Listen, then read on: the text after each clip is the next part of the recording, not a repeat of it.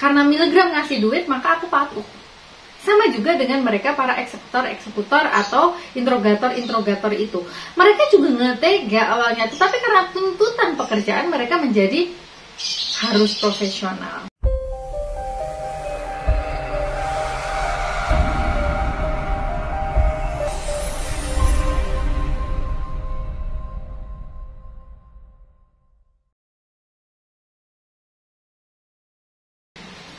Bismillahirrahmanirrahim. Assalamualaikum warahmatullahi wabarakatuh. Alhamdulillahirrabbilalamin. Wassalatu wassalamu ala asrafil anbiya wal mursalin wa ala alihi wa sahbihi ajma'in. Rabbi israhli sadri wa yassirli amri wahlul 'uqdatam min lisani yafqahu qawli, amma ba'du. Alhamdulillah teman-teman semuanya, bertemu kembali dengan saya Destina Religia Mujahidah di channel Emak Bangsa. Lama sekali ya saya tidak upload. Doakan teman-teman agar saya bisa segera sehat kembali. Jadi memang ini qadarullah, memang kondisinya saya sedang revisi jantung ya. Jadi ada kebocoran katup jantung di tempat saya. Kemudian saya juga ada pembengkakan pembuluh darah ke paru. Ya, jadi cukup lama vakum di dunia YouTube itu salah satunya adalah karena masalah kesehatan gitu ya. Oke, hari ini kita mau bahas apa sih? Kita mau bahas mata kuliah yang lain. Apa itu? Kita akan membahas tentang psikologi sosial gitu. Jadi kita mulai dari awal, apa itu sebenarnya psikologi sosial.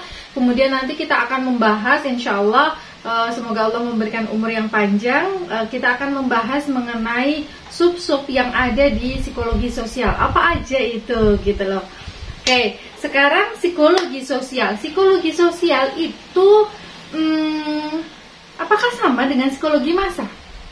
Kira-kira menurut teman-teman sama apa enggak? Psikologi sosial itu apa toh sebenarnya? Oke, saya sedikit bercerita ya teman-teman. Jadi ketika itu dulu saya memang fokusnya mayor S2 saya adalah mengambil psikologi sosial gitu. Konsentrasinya saya di psikologi UGM itu adalah psikologi sosial. Dan ketika saya masuk di psikologi sosial UGM, orang nanya, wow UGM gitu kan, siapalah yang nggak tahu UGM. Tapi ditanya, ada yang nanya ke saya, orang julid lah dalam tanda kutip, ngambil jurusan apa di psikologi UGM? Saya ngomong, saya ngambil psikologi sosial gitu. Hah, psikologi sosial? Ngapain kayak gitu, harus sekolah tinggi-tinggi gitu. Lah, kok saya juga mikir gitu, kok gitu? Kenapa memang? Apa yang salah dengan psikologi sosial gitu? Jadi menurut dia, untuk menjadi seseorang yang memiliki solidaritas tinggi, berjiwa sosial yang tinggi, itu tidak perlu harus sampai S2. Psikologi sosial kan ya cuman melihat bagaimana seseorang itu bersosialisasi dan berinteraksi dengan orang lain, toh kita. Saya omongin seperti itu sama orang bersangkutan ya, sama orang julid. Wajar lah, ada orang yang julid, ada orang yang seneng, ada yang nggak seneng, itu kan memang manusiawi ya, dan memang hidup tuh ya seperti itu gitu. Oke, sekarang kita akan bahas itu. Apakah benar nggak perlu belajar psikologi sosial? Yang penting kan kita tahu fenomena sosial, kemudian menganalisisnya. Yakin? No, enggak. Karena apa? Proses analisis seseorang itu akan cenderung banyak biasnya, akan cenderung banyak biasnya, akan ada campur halo efek di sana.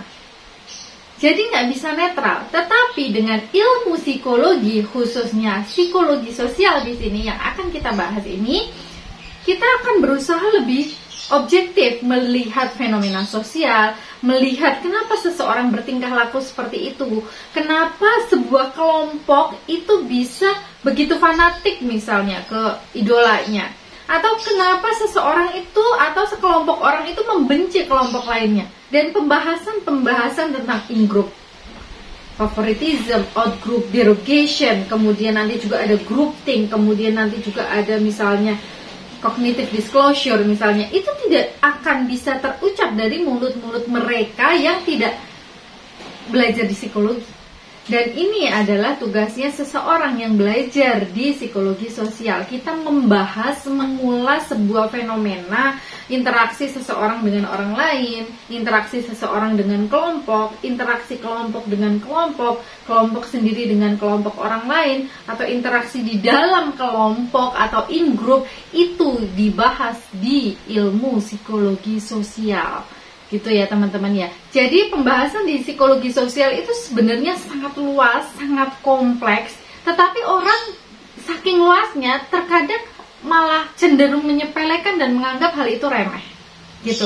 Jadi kalau di istilah psikologi itu terlebih psikologi sosial ya, itu ada namanya heuristik. Heuristik itu berpikir secara cepat tanpa melihat atau menganalisis sesuatu fenomena secara mendalam, secara detail, dan akan banyak bias dan juga prasangka-prasangka di sana tanpa kita meneliti lebih lanjut terkait fenomena yang ada itu. Gitu. Oke, kita akan bahas satu-satu contohnya biar lebih konkret. Ini maksudnya mabangsa tuh kayak apa gitu ya.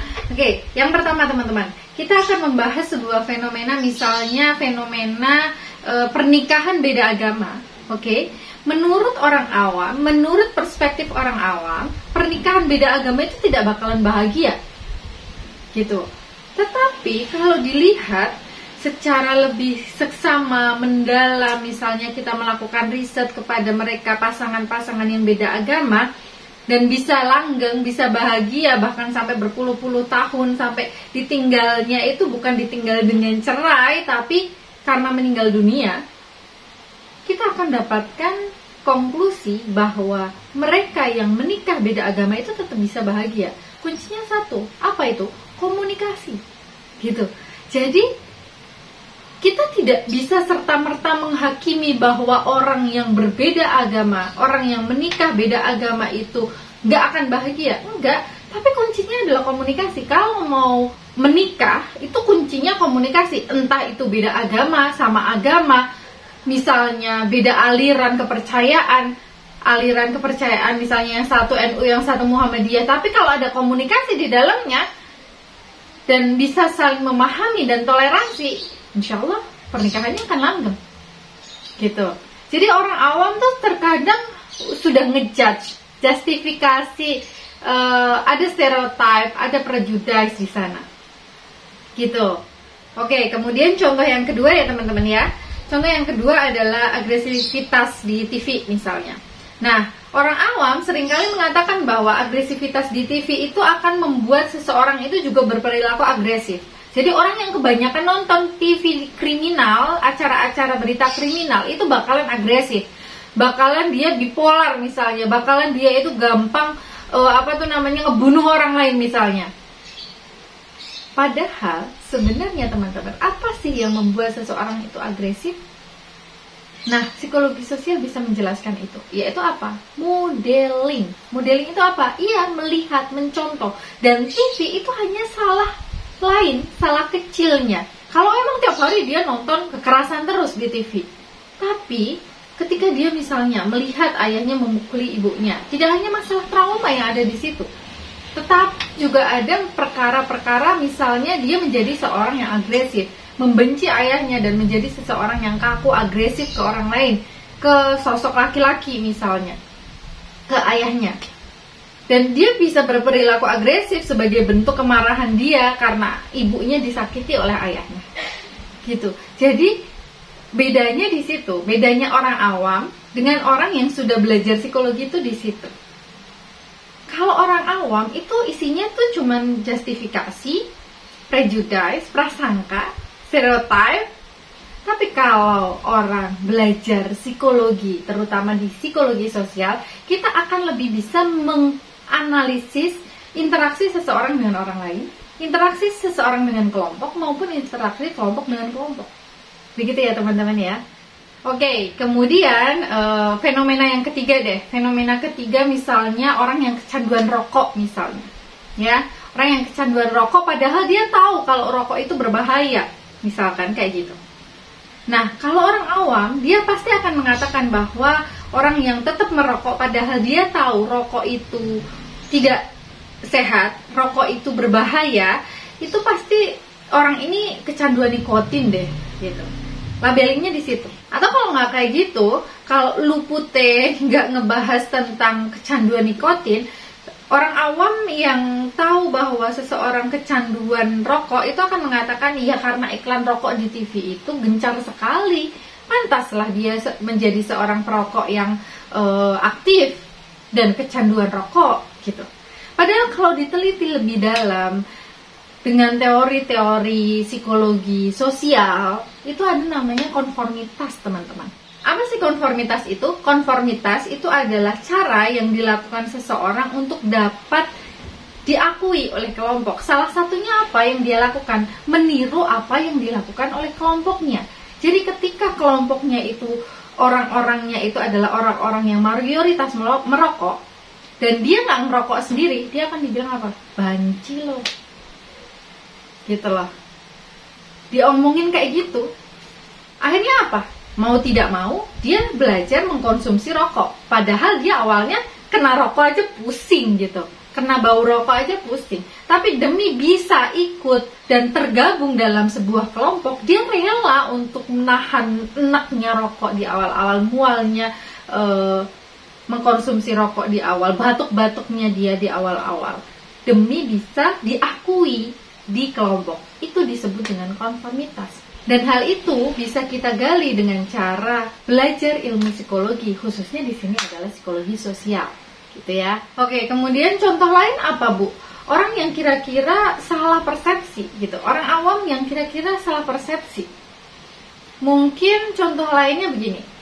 Contoh lainnya adalah seorang interrogator itu pasti dipandang oleh masyarakat awam itu sebagai orang yang sadis, kejam, raja tega, kemudian apalagi ya? Ya sejenisnya lah. Jadi interrogator di kepolisian misalnya, atau eksekutor tembak mati di di kepolisian. Orang awam biasanya memandang interrogator itu sebagai orang yang sadis, licik, raja tega, kepribadiannya bermasalah, atau bahkan tidak sedikit menganggap mereka itu gila. Gitu. Padahal sebenarnya teman-teman, kalau ditanya lebih lanjut dengan metodologi yang baik ya, misalnya dengan wawancara atau penyebaran kuesioner kepada mereka para interrogator dan juga eksekutor tembak mati kepada misalnya koruptor misalnya, tapi belum ada ya koruptor ditembak mati gitu. Mereka sebenarnya juga nggak tega. Dalam artian apa? Ya, mereka sebenarnya di dalam hatinya juga ada rasa bersalah, tetapi analisisnya itu adalah terkait dengan kepatuhan. Karena apa? Iya, karena dia takut sama atasannya, karena dia digaji untuk menginterogasi orang, karena dia digaji untuk bisa menjadi seorang eksekutor tembak mati pada narapidana misalnya, narapidana narkoba misalnya. Gitu loh teman-teman. Jadi kalau teman-teman tahu nih, mereka yang menjadi eksekutor tembak mati bagi narapidana, entah itu terorisme maupun narapidana narkoba, itu biasanya ada banyak tuh, melingkar ada banyak gitu. Misalnya berapa? 10 misalkan. Dan mereka itu nggak tahu mana pistol yang itu tuh isi, itu nggak tahu. Untuk apa? Untuk mengurangi perasaan bersalah mereka. Gitu. Jadi nggak tahu itu peluru mana yang membuat narapidana itu mati, itu nggak tahu. Untuk mengurangi perasaan bersalah dia ke depannya, gitu. Jadi sebenarnya kalau dibilang dia raja tega, dia sadis, bahkan memiliki kepribadian yang terganggu, itu salah.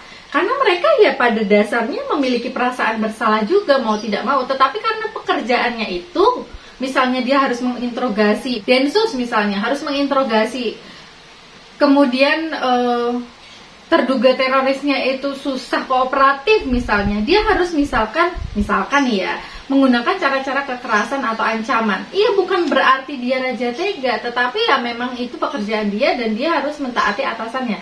Coba ingat deh teman-teman, di psikologi itu eksperimen obedience-nya Milgram itu seperti apa? Ayo, siapa yang masih ingat eksperimennya Milgram?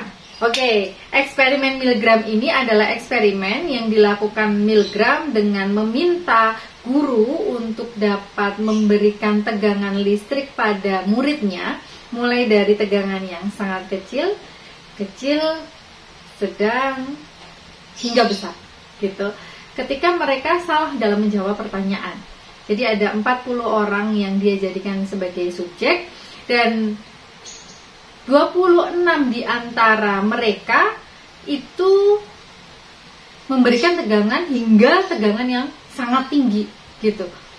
Bukan berarti dia raja tega, tetapi mereka dapat duit karena dapat duit. Jadi otoritasnya di sini adalah pada miligram.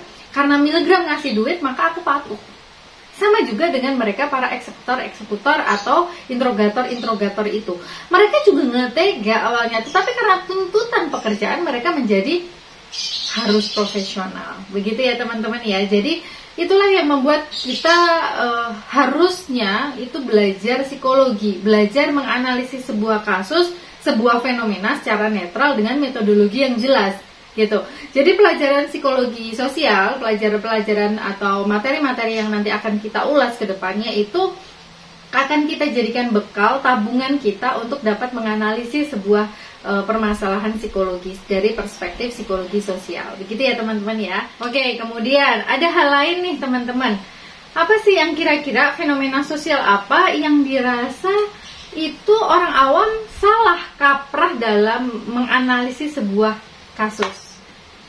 Apa ya kira-kira? Oke, seks bebas deh. Seks bebas itu kalau orang awam itu pasti bilang dia tuh pasti pemahaman agamanya itu nggak benar, kurang, jadi dia bisa terlibat masuk ke dunia kelam, dunia gelap gitu, menjadi kupu-kupu malam. Padahal enggak, banyak faktor gitu. Ada yang dari faktor lingkungannya, memang karena selama ini gaulnya ya sama mereka-mereka ya sukanya itu ada di dunia gemerlap dan menjajakan diri, atau karena faktor ekonomi misalnya gitu loh. Jadi nggak bisa serta-merta kita bilang mereka itu pemahaman agamanya rendah gitu loh. Jadi teman-teman, akal sehatnya orang awam saja tidak cukup untuk dijadikan bekal kita dalam menganalisis sebuah fenomena atau sebuah kasus sosial gitu. Karena apa sih? Karena ada beberapa hal yang membuat kita itu nggak bisa serta-merta mengambil kesimpulan dari sebuah fenomena. Yang pertama, ada apa itu? Ada halo effect. Jadi kecondongan kita, oh ini anak murah senyum, pasti dia itu grapya, pasti dia itu sopan santun. Oh orang ini bertato, dia pakai celana jeans terus sobek-sobek, pasti akhlaknya buruk deh. Gak bisa teman-teman, gak bisa kayak gitu. Terlalu jahat kalau kita melihat seseorang dari penampilan luarnya saja, gitu. Jadi kita nggak bisa halo effect. Halo effect itu apa sih teman-teman? Halo effect itu kita melihat dari first impressionnya, pertama kali kita melihatnya. Itu nggak bisa ya.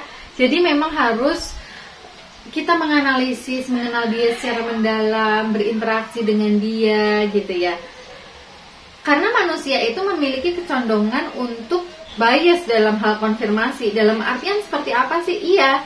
Jadi kita itu alasan kedua ya teman-teman ya. Alasan kedua kenapa kita tidak boleh mengambil kesimpulan dari sebuah fenomena secara cepat dengan otak kita sendiri, karena kita itu memiliki kecenderungan untuk membenarkan pendapat sendiri gitu. Yaitu tadi berhubungan dengan halo effect itu tadi. Jadi kita itu nganggap bahwa pendapat kita tok yang benar, pendapat orang lain nggak benar gitu. Belum tentu benar lah paling enggak. Tapi pendapat kita pasti benar, padahal belum tentu. Bisa aja kita salah dan orang lain yang benar, gitu ya. Oke, kemudian alasan yang ketiga kenapa kita tidak boleh mengambil kesimpulan secara cepat. Kalau di psikologi sosial itu ada yang namanya heuristic information processing. Jadi berpikir secara heuristik, secara cepat, tanpa menganalisis segala sesuatu secara mendalam. Nah, itulah yang membuat bias itu gampang muncul dan akan membuat bias konfirmasi terhadap pendapat sendiri itu cenderung lebih tinggi, menganggap diri lebih benar, menganggap diri paling tahu, menganggap diri ya segala-galanya lebih dari orang lain gitu. Jadi jangan sampai kita itu melabeli atau menjustifikasi atau berprasangka kepada orang lain atau berprasangka kepada sebuah kelompok.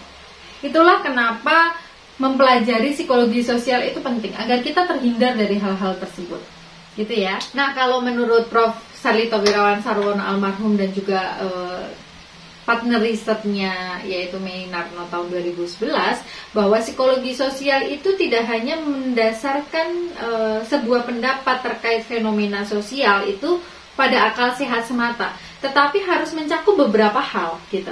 Yang pertama apa? Coba dilihat teman-teman. Berdasarkan data empiris, terstruktur, dan sistematis. Jadi datanya itu empiris, terstruktur, dan sistematis. Entah itu mau digali dengan metode kualitatif, kuantitatif, eksperimental, atau apapun itu, tetapi paling enggak bisa diukur gitu. Jadi misalnya kita mau melihat tentang prososial. Apa prososial? Iya, kecenderungan seseorang untuk berperilaku baik kepada orang lain. Nah, itu harus bisa diukur, entah itu dengan kuesioner, entah itu dengan wawancara, entah itu dengan observasi, harus bisa diukur. Observasi pun banyak, ada yang partisipan, ada yang non-partisipan. Metode pencatatan data untuk data observasi itu juga banyak. Misalnya ada narrative description, kemudian ada anecdotal record, kemudian ada checklist, ada banyak sekali teman-teman, gitu loh. Jadi datanya itu harus empiris teman-teman, gitu. Itu syarat pertama. Kita tidak boleh mendasarkan sebuah fenomena sosial, menganalisis sebuah fenomena sosial itu dari akal kita tok. Itu karena harus terverifikasi itu. Kemudian alasan yang kedua teman-teman, ada teorinya, gitu. Ada teori. Kemudian selain ada teori, ada prosedur analisis bakunya di situ teman-teman. Dan harus bisa diuji. Diuji tidak hanya oleh kita sendiri, tetapi diuji oleh orang lain nantinya. Gitu. Jadi nggak cuma harus ada teori tok, tetapi analisis yang kita lakukan itu harus sudah baku, harus sudah terverifikasi dan kemudian bisa diuji di tempat lain, gitu ya, intinya di situ. Kemudian hal yang ketiga yang membuat kita tidak boleh menganalisis sebuah fenomena berdasarkan akal kita saja adalah kita itu harus bisa berusaha memahami pikiran dan juga perasaan orang lain. Apa yang sebenarnya terjadi pada dia, bukan hanya prejudice, stereotype, prasangka itu toh. Tetapi kenapa seseorang bisa berperilaku seperti itu? Kenapa kelompok bisa sehebat itu misalnya? Misalnya nih, kemarin ada BTS Meal itu banyak sekali yang pesan. Kenapa grup band bisa menggerakkan massa sebanyak itu untuk dapat membeli makanan yang bekerja sama dengan mereka? Kenapa sehebat itu? Apa yang membuat dia bisa sehebat itu? Itulah butuh analisis. Harus ada teorinya, misalnya teori identity misalnya yang digunakan untuk membahas tentang itu.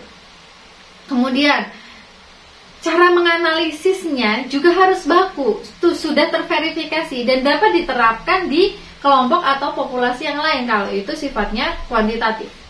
Kemudian alasan yang keempat, kenapa kita itu tidak boleh mendasarkan argumentasi kita pada akal sehat kita tok, tetapi juga based on research, based on mempelajari sebuah fenomena sosial dari perspektif psikologi sosial, juga karena kita itu harus mempelajari proses kognitifnya seseorang atau sekelompok orang. Jadi siapa yang harus kita teliti, entah itu perorangan, entah itu kelompok, maka kita harus dapat menganalisis proses kognitif mereka. Kemudian hal yang lain yang harus kita perhatikan adalah lingkungan sosial, politik, dan budaya. Karena apa? Karena itu juga berpengaruh pada diri individu, berpengaruh pada cara pandang, pola pikir, kemudian misalnya pengetahuan. Jadi kita harus mengetahui semua hal itu teman-teman untuk dapat menganalisis sebuah fenomena secara objektif. Jadi nggak subjektif. Gitu ya. Oke teman-teman, mungkin cukup sekian pembahasan kita terkait kenapa pentingnya mempelajari psikologi sosial itu. Next video kita akan membahas tentang definisi psikologi sosial. Apa itu? Tetap di channel Emak Bangsa. Kalau teman-teman suka boleh like, share, dan juga subscribe. Kalau ada pertanyaan boleh tulis di kolom komentar atau DM saya di Instagram The Emak Bangsa. Di situ akan ada link, nanti bisa terhubung dengan WhatsApp saya. Kemudian ada Google Scholar dan lain sebagainya itu. Gitu ya. Assalamualaikum warahmatullahi wabarakatuh.